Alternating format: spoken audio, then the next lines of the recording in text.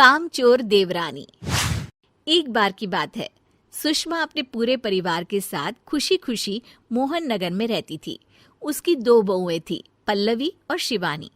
एक दिन दोनों बहुएं रसोई में काम कर रही होती है कि तभी उनकी सास सुषमा उन्हें बुलाती है। अरे बहू, जरा इधर तो आना। शिवानी, जरा जाकर देखना सासू माँ क्या कह रही हैं। दीदी आप ही देख लो ना जाकर, आपको भी तो सुनाई दे रहा है। अरे मैं आटा गूंद रही हूँ ना, तुम चली जाओ। हाँ तो मैं भी तो सब्जी काट रही हूँ ना दीदी। अरे बहू जल्दी आओ। ओफो, ये तो जाएगी नहीं। मैं ही जाकर देखती हूँ कि क्या करना है। पल्लवी सुषमा के कमरे में जाती है। जी मम्मी जी, क्या हुआ? शाम को घर पर कुछ मेहमान आने वाले हैं, तो तुम अच्छा सा खाना बना लेना बहू। ठीक है मम्मी जी, आप बता दीजिए क्या क्या बनाना है और कितने लोग आ रहे हैं।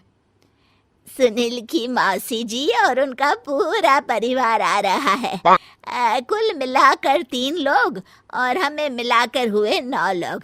तो अभी से ही तैयारी करना शुरू कर दो। और हाँ, घर की सफाई भी कर देना, हाँ अच्छे से।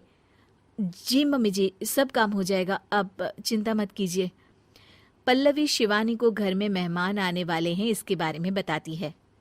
क्या 9 लोगों का खाना बनाना होगा, घर की सफाई करनी है? बाप रे, सासू माँ ने तो हमें घर की नौकरानी ही समझ कर रखा है। ऐसा नहीं बोलते शिवानी, हम इस घर की बहू हैं और घर के काम करना हमारा फर्ज है। दीदी तो है ही सासू माँ की चमची, जब देखो सासू माँ सासू माँ। मैं तो इतना सारा काम नहीं करने वाली। शिवानी कपड़े लेकर गमला साफ कर रही होती है और चक्कर आने का नाटक करने लगती है। मेरा सर चकरा रहा है। तभी वहां पल्लवी और सासू माँ जाते हैं। अरे बहू, क्या हो गया तुम्हें? मम्मी जी, बहुत तेज सर में दर्द हो रहा है। तुम एक काम करो शिवानी, आराम कर लो। नहीं नहीं दीदी, घर में मेहमान आने वाले हैं, मुझे आपकी मदद करनी चाहिए। अरे कोई बात नहीं शिवानी, तुम आराम कर लो, मैं सब काम कर लूंगी। ठीक है दीदी, अगर आप इतना कह रही हैं तो आराम कर लेती हूँ। शिवानी आराम से अपने कमरे में मैगजीन पढ़ रही होती है। इसे कहते हैं आराम की जिंदगी। इतना सारा काम। चलो सारा काम खत्म हो गया, शिवानी को देख आती हूँ। शिवानी अपने कमरे में ईयरफोन में गाने सुनते सुनते सो जाती है और उसके साइड में मैगजीन भी रखी होती है। पल्लवी वहां आ जाती है और वो सब देखती है। ओहो, तो मतलब सब काम चोरी का बहाना था। अभी बताती हूँ इसको। घर का सारा काम मुझे करना पड़ा और ये महारानी यहाँ मैगजीन पढ़ रही है, गाने सुन रही है। पल्लवी रसोई से एक प्लेट और चम्मच लेकर आती है और शिवानी को थाली बजाकर उठाने लगती है। शिवानी अचानक से उठती है। उठ गई महारानी, गाने भी सुन लिए, मैगजीन भी पढ़ ली। तुम तो बहुत बड़ी झूठी निकली शिवानी। तुमने सर दर्द का बहाना बनाया ताकि काम करने से बच सको। हाँ बनाया बहाना, तो क्या करती, इतने सारे काम करती। मुझे कोई शौक नहीं है चापलूसी का। क्या चापलूसी? तुम्हें लगता है कि मैं सारे काम चापलूसी के लिए कर रही हूँ? नहीं तो क्या। तभी वहां सासू माँ आ जाती हैं। अरे बहू, वो लोग बस आने ही वाले हैं, तुम तैयारियां कर लो। जी सासू माँ, तुझे तो मैं बाद में देखती हूँ।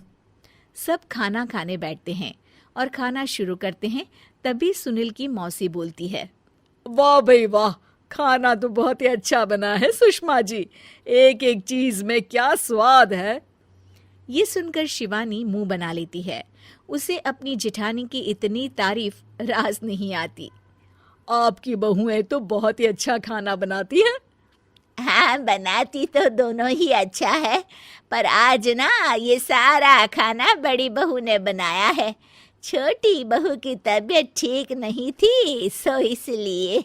मानना पड़ेगा सुषमा जी, आपकी बड़ी बहू तो बहुत ही गुणवान है। पल्लवी की तारीफ सुनकर शिवानी को जलन होती है। पल्लवी ये सुनकर खुश हो जाती है और शिवानी की तरफ देखकर उसे चिढ़ाती है।